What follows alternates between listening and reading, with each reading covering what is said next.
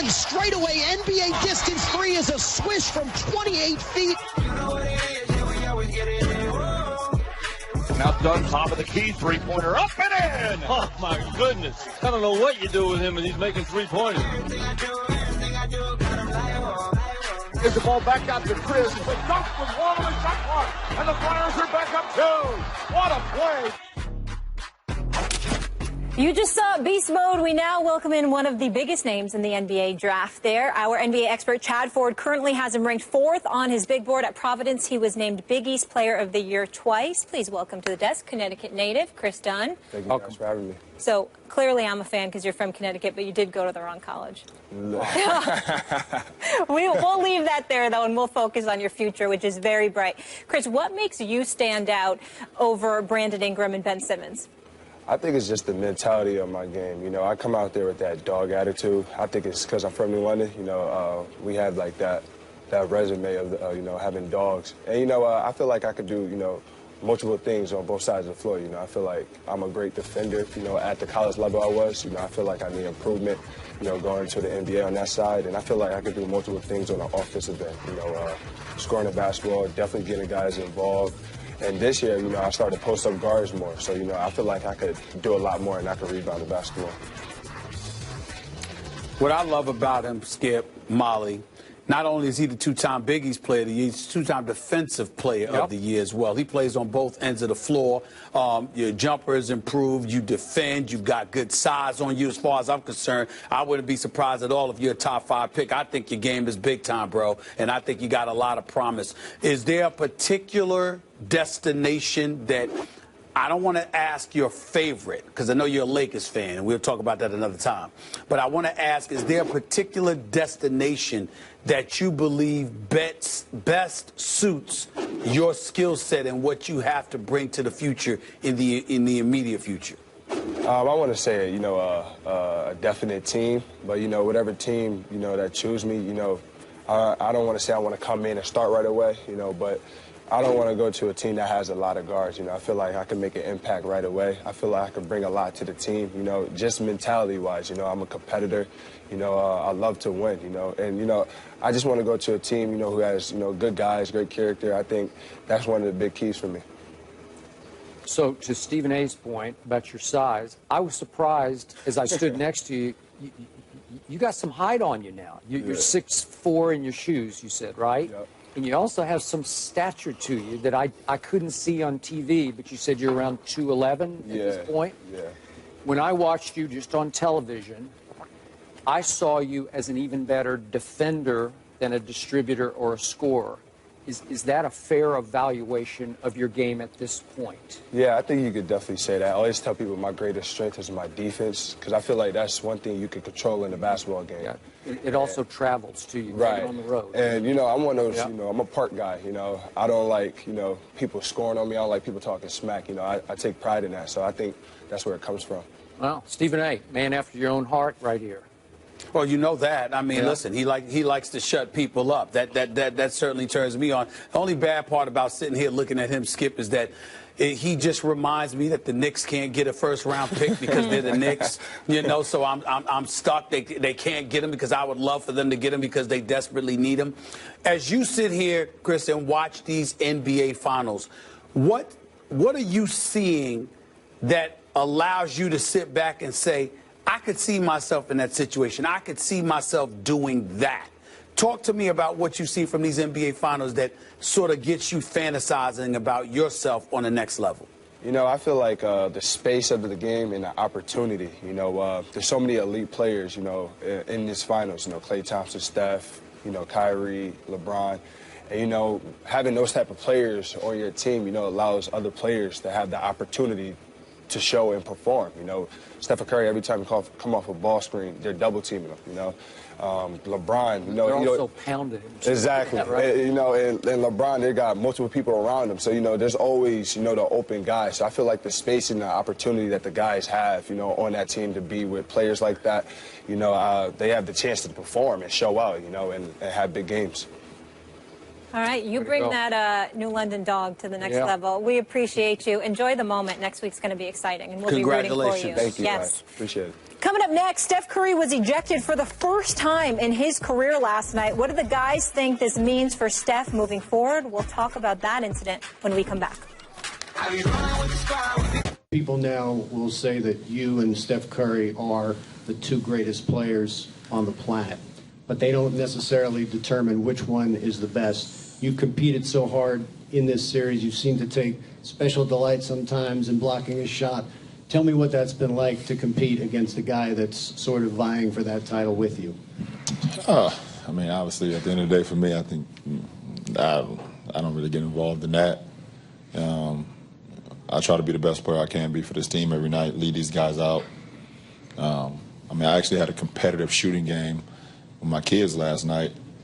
You know, we was shooting baskets last night between myself and my two boys, you know, which ended up not going so well for me at times. You know, those guys have home court advantage over me. But at the end of the day, my whole mindset is how I can put myself in position to help these guys be successful, and I can be successful as well. I don't really get caught up in what everybody else talk about. I think you should know me by now. Let's see what you're trying to do, though. The Cleveland plain dealer with the headline staying power as LeBron James and the Cavs force a Game 7 on Sunday. Stephen A., it appears it's getting personal, but how personal is it for LeBron James?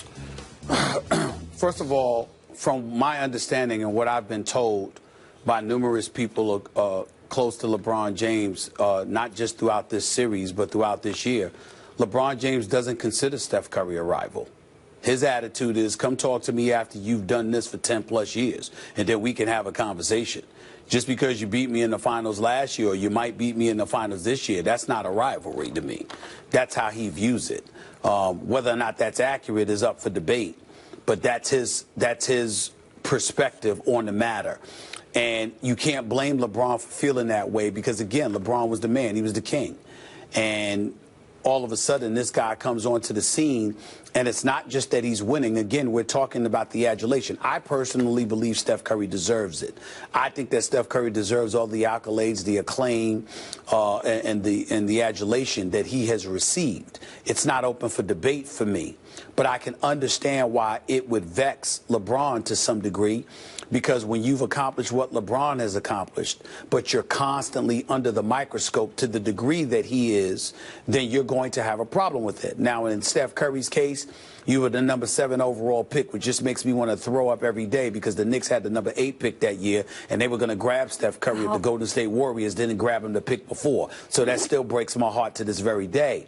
But Steph Curry at no time was the number 1 overall pick, labeled the chosen one, on the cover of Sports Illustrated at the age of 17, with proclamations that he could potentially be the heir apparent to his heirness. He didn't have all of those expectations, and therefore he didn't have those pressures to live up to. So if you're somebody like LeBron James, you're sensitive to the fact that somebody is receiving the acclaim that you receive when you believe you've earned it.